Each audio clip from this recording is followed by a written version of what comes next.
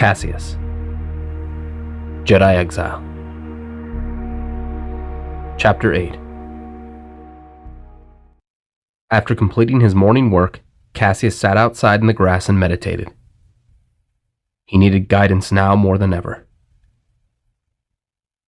Master, please, speak to me. I need your wisdom. How can I help this girl? I know she has to learn to control her abilities. But I've led so many people into harm's way. Corbin, Juro, Sarah, you. I'm so sorry. I haven't forgotten your sacrifice. I just want to make sure it wasn't in vain. I'm trying to do what you would want me to do. You always seem to have an answer for everything, but I don't. As Caseus sat, a breeze blew through his hair as his master's cloak gently flowed and wrapped around his shoulders. Caseus felt a small bit of relief from this. She was still with him. Maybe not in person, but he could still feel her presence.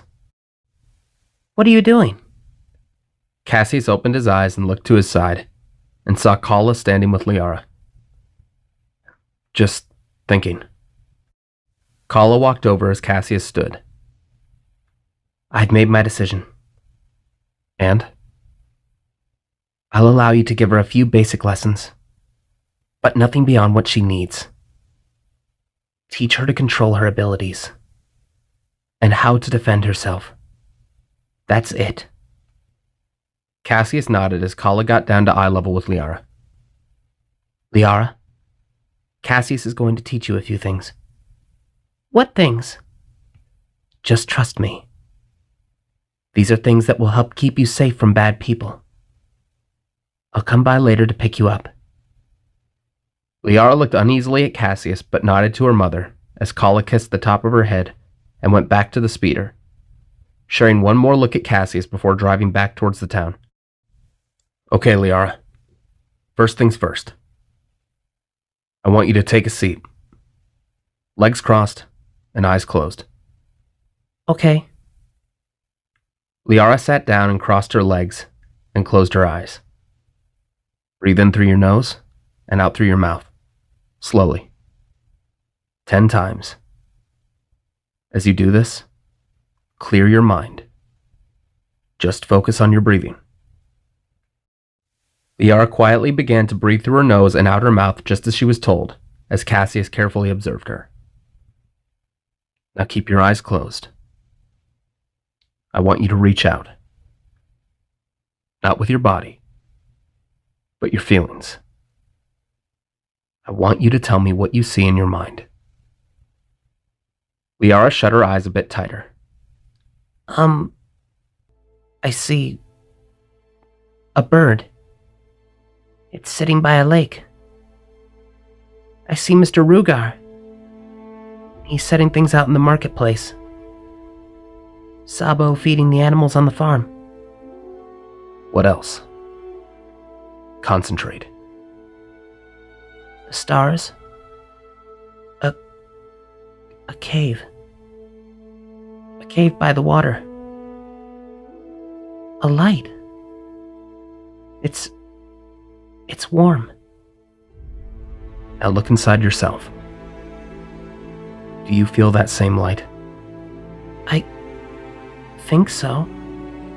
Liara took a deep breath and opened her eyes, looking at Caseus. What was that? Liara, do you know about the Force?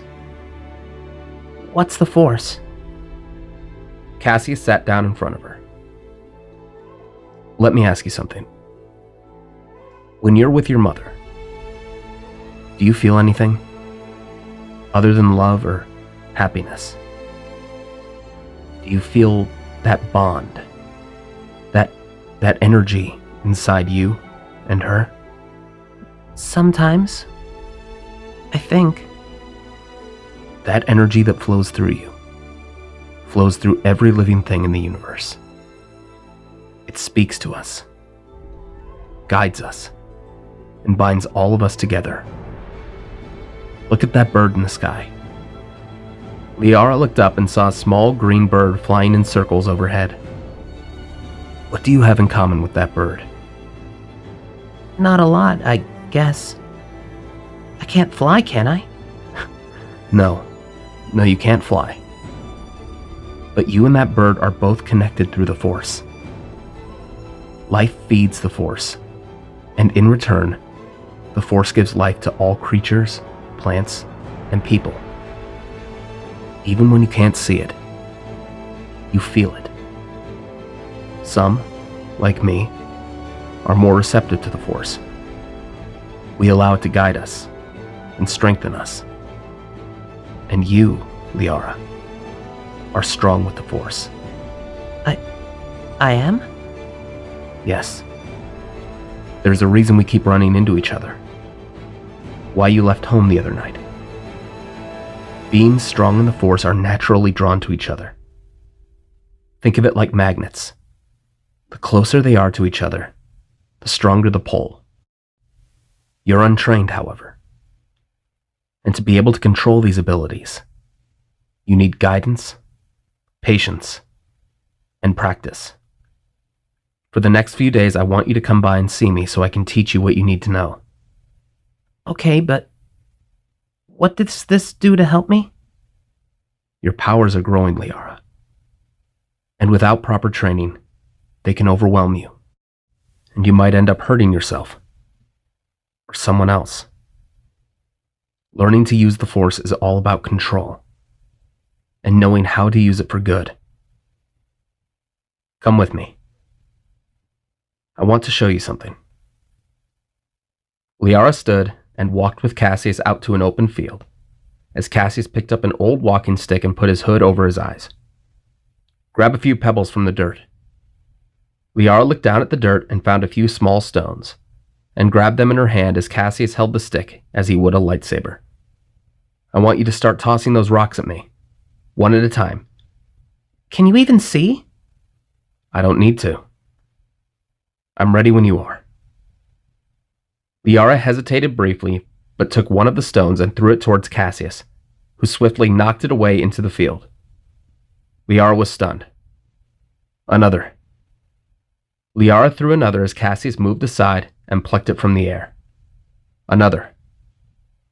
Liara began to throw them faster as Caseus effortlessly deflected them into the dirt and the field. How did you do that? Caseus lifted his hood and smiled. When you learn to trust in the Force, you learn how to rely on instinct instead of your sight. It's one thing to defend against something you can see coming. It's another to defend yourself against what you can't see. Can I try? Not just yet, Liara. You need to learn a few more things before you're ready. First, I want you to take the stick, okay? Caseus handed the stick to Liara, who held it like a sword. I want you to try and hit me. I don't want to hit you. Trust me. This is all a part of our lesson. Now try to hit me.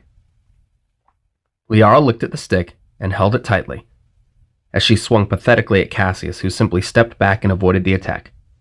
Try again. Liara swung faster but missed again. Again. Now Liara was beginning to get frustrated as she swung at his legs and his arms, but Caseus was in control as he bobbed and weaved and ducked, causing her to miss every swing. Stop moving! What if I say no?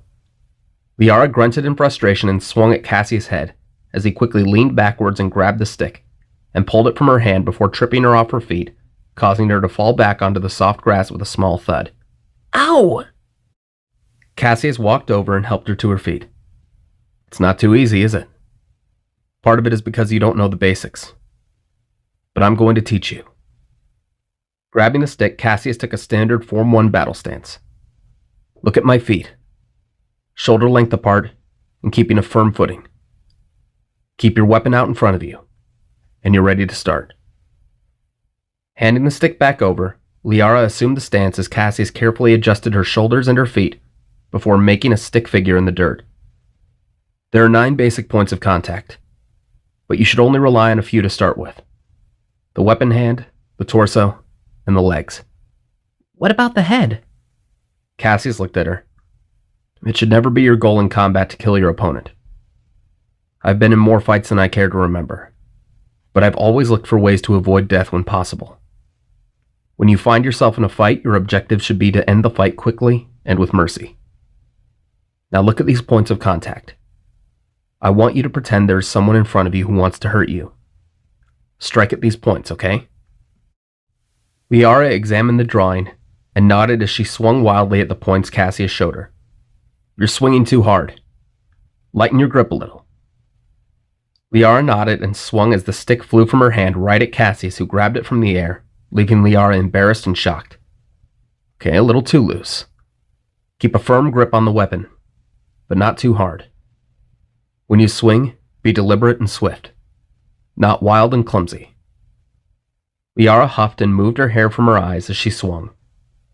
Already her attacks had begun to slowly improve. For the next few hours, Cassius ran Liara through basic drills he learned as a youngling. Soon, the sun was low in the sky, and Liara was tired. Sitting down next to her, Cassius gave her a cup of water, which she happily drank. Why am I learning all of this? I don't like to fight. I don't either. That's a good thing. Violence and fighting are rarely the answer. But not everyone shares that mindset. And at some point you may come across someone like that. It's crucial to learn how to defend yourself when you come across someone like that. Not only to keep yourself safe, but others too. Do you keep people safe like that? Cassie's smile slowly turned downward. I try to. There have been times, however, where I wasn't able to, for one reason or another. There was a time when it was my job to help defend people who couldn't defend themselves. Now I'm just a farmer who helps out when he needs to. Why did you stop? Cassius knew he couldn't tell her about the Jedi, or their extinction. She wasn't ready to know about all that just yet. Liara, there are some very bad people in the galaxy who don't like people like us. People who use our gifts to help others. Because of that, I have to keep who I am a secret. Just like you have to. These lessons have to stay a secret between me, you, and your mother. Understand? Otherwise we may be put in danger. Liara nodded but looked up. Who were you before you became a farmer? Cassius looked at her and placed a hand on her shoulder. I was someone who made a lot of mistakes. And lost a lot of friends and people I cared about. I had to start over. That's why I came here. To start a new life. Was your old life bad? Sometimes it was. But there were good times too. I had a friend who I met when I was about your age. His name was Corbin. We used to get into so much trouble. But he was always there for me. What happened to him? Cassius stared down at the dirt as images of Corbin raced through his head. He remembered their duel on Artus, and his sacrifice to save him. Before Cassius could respond, a speeder pulled up, and Kala stepped out to pick up Liara. Hi, Mom. Did you learn a lot? Yeah, I think so. Cassius is smart. Kala smiled and looked at Cassius. Liara, why don't you get in the speeder while I talk to Cassius? Okay. Liara hopped into the running speeder as Cassius walked over to Kala.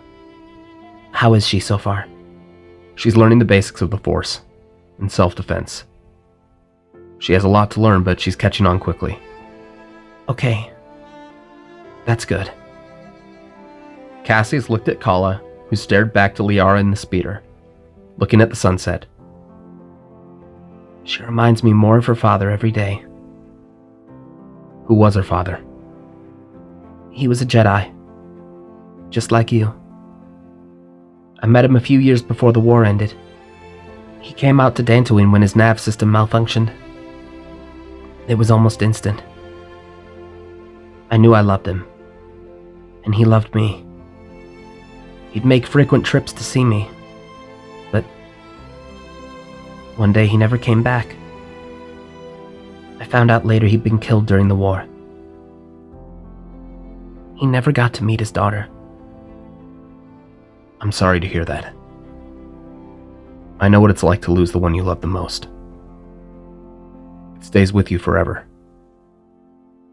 Kala nodded and turned to Caseus. Thank you again, Caseus. I know you mean well. I don't want to see her put in that same danger. Now with the Empire, I'm glad she can learn what she needs from someone of your experience. Just promise me you won't teach her anything more than what we've discussed. I promise, Kala. Kala returned to the speeder and drove off, as Caseus stood under the darkening sky. His eyes opened slightly wider as he smiled. She hadn't abandoned him. She was still there. Even if it was just in his head, she was still with him.